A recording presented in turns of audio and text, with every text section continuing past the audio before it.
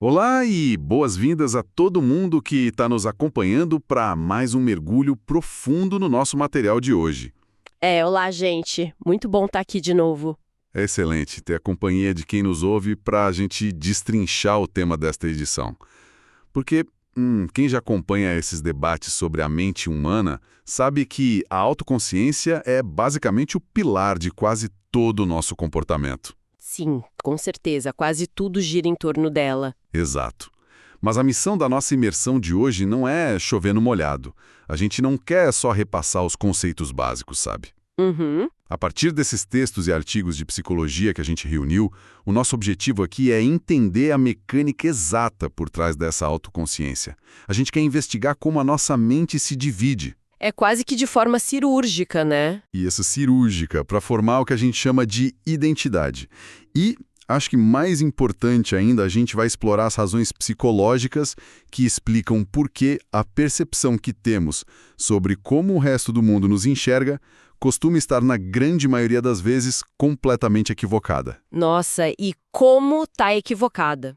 Pois é. Ok, vamos desvendar isso. Queria que você estabelecesse o conceito básico primeiro, para a gente colocar todo mundo na mesma página. Claro. Bom, a gente pode definir a autoconsciência de uma forma bem calma e clara. Basicamente, ela é a percepção do próprio eu. Uhum. Ela engloba todas aquelas questões fundamentais do tipo quem sou eu, quais características eu possuo, o que eu quero fazer, do que eu preciso e, claro, com o que eu sonho. E o gancho perfeito aqui é notar que essas perguntas parecem super filosóficas quando a gente fala em voz alta, né? Parecem de fato. Mas elas têm explicações psicológicas fascinantes que afetam diretamente o cotidiano de todas as pessoas, o tempo todo. E para entrar direto no ponto central, existe uma dicotomia muito clara que a psicologia estabelece sobre como o nosso livre-arbítrio funciona. Exato. E a gente não precisa nem dar voltas para chegar ao cerne dessa questão.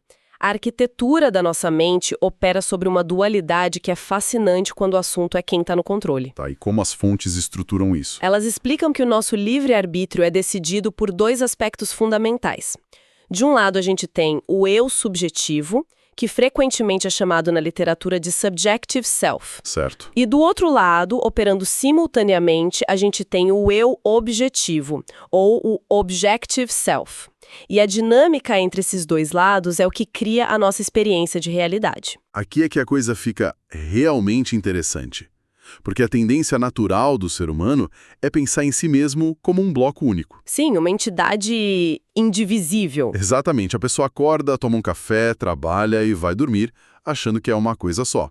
Mas quando a gente traz as teorias clássicas para a mesa, e a gente precisa trazer a figura do William James aqui, Fundamental. absolutamente central para a psicologia moderna, quando a gente olha para a visão dele, essa ilusão de um eu monolítico desmorona. Desmorona totalmente. Ele mapeou essa divisão de uma forma que muda a nossa perspectiva. Se a gente pegar o primeiro aspecto dessa dualidade, o que ele chamou de I-Self, que corresponde ao eu subjetivo, a gente começa a entender a fundação de tudo. E a definição de James para o I-Self é incrivelmente precisa. Ele classifica isso como o eu pensante. O eu pensante. Isso. Na prática, ele está ligado à alma de uma pessoa, historicamente falando, ou na nossa compreensão de hoje, é o que a gente considera simplesmente a mente em seu estado de observação.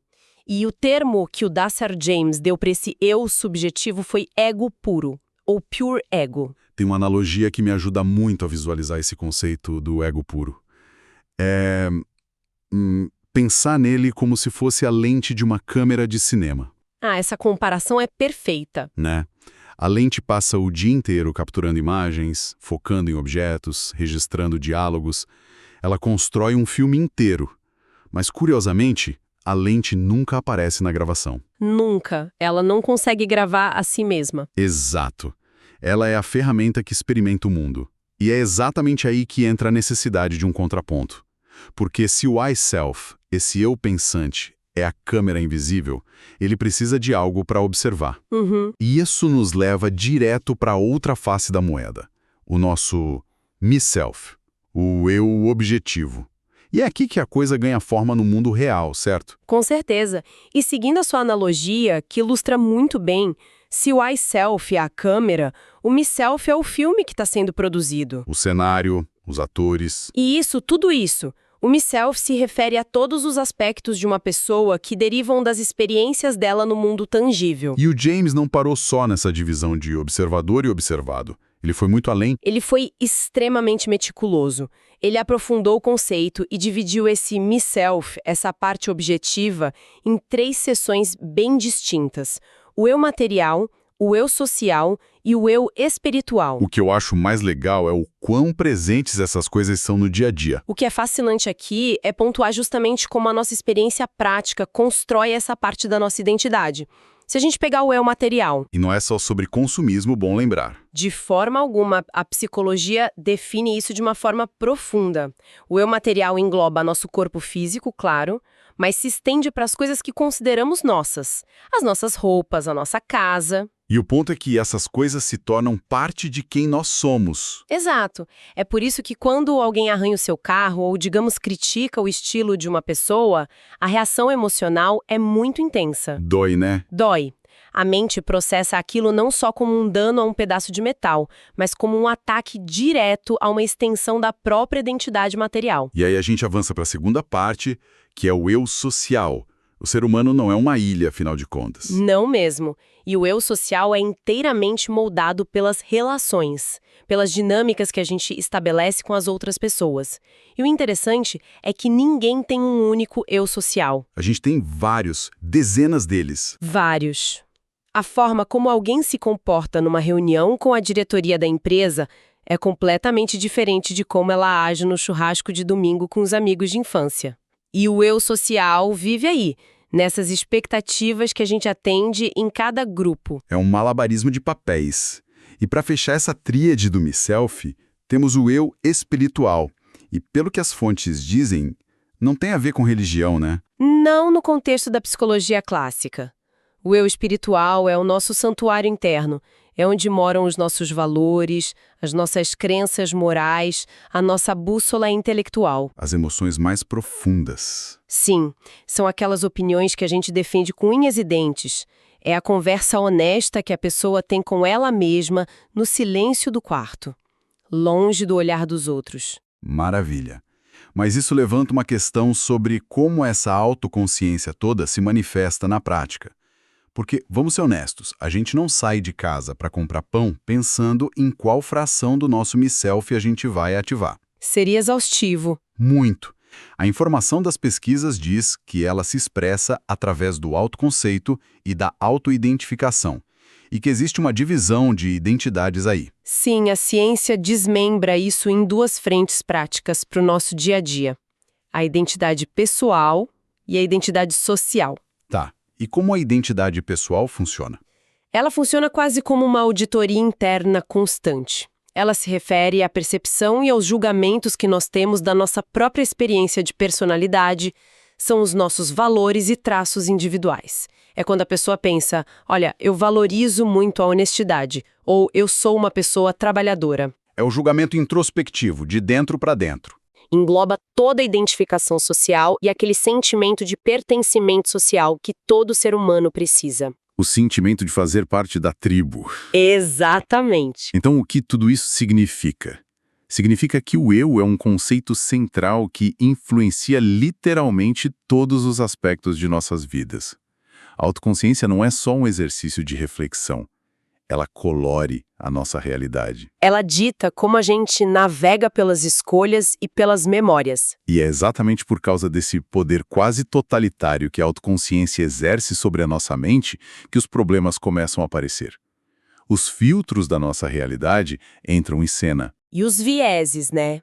As pesquisas detalham 3 efeitos psicológicos fundamentais que nascem dessa estrutura, e eles distorcem ativamente a forma como a gente enxerga o mundo. O primeiro deles é o efeito de autorreferência. Na literatura original, o Self-Reference Effect. Esse mesmo. Esse efeito explica que as pessoas tendem a codificar e processar informações de maneira diferente, dependendo do nível em que o próprio eu está implicado na informação. A nossa atenção é profundamente egoísta, basicamente. Totalmente. O cérebro otimiza recursos focando no próprio umbigo.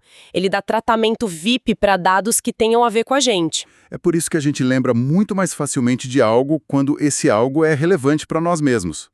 Um exemplo clássico é aquela situação de festa barulhenta. Ah, o efeito festa de coquetel. Sim, a pessoa está lá, dezenas de conversas paralelas rolando, parece só ruído branco.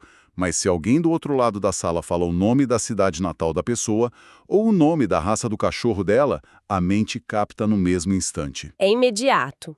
Porque você ancorou a informação nova em algum aspecto do seu eu material ou social. O eu funciona como a melhor cola para reter conhecimento. E isso nos leva para o segundo filtro, o segundo efeito psicológico da nossa lista, que, olha, eu arrisco dizer que é o fenômeno mais comum e mais sofrido da experiência humana moderna. O efeito holofote, the spotlight effect. Esse.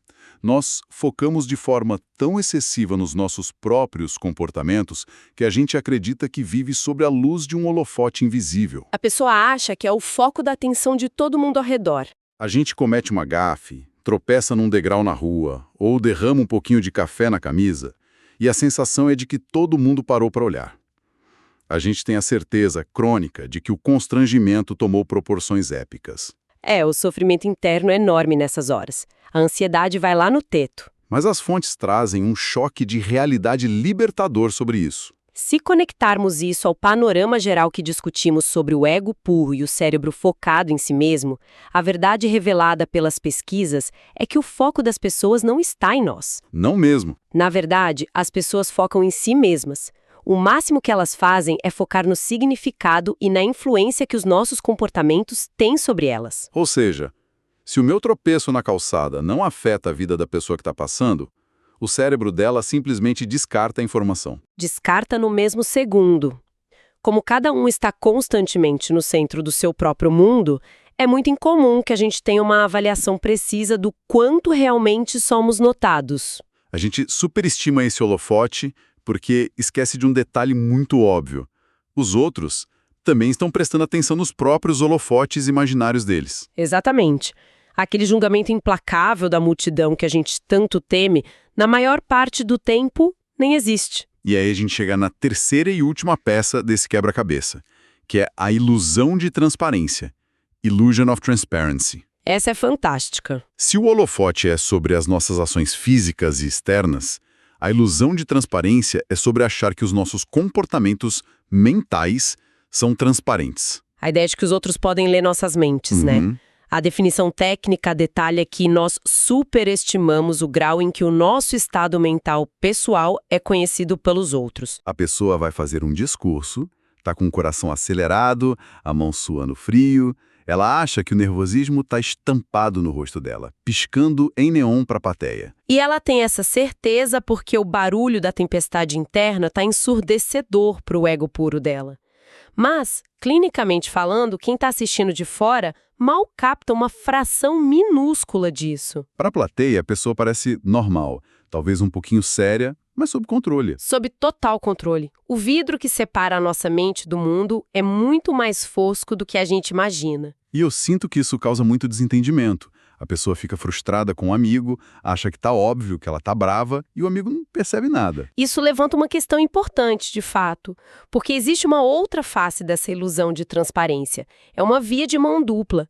Se a gente acha que o nosso vidro é transparente, a gente também superestima o quão bem entendemos os estados mentais das outras pessoas. A gente acredita que lê os outros melhor do que realmente lê. Com certeza.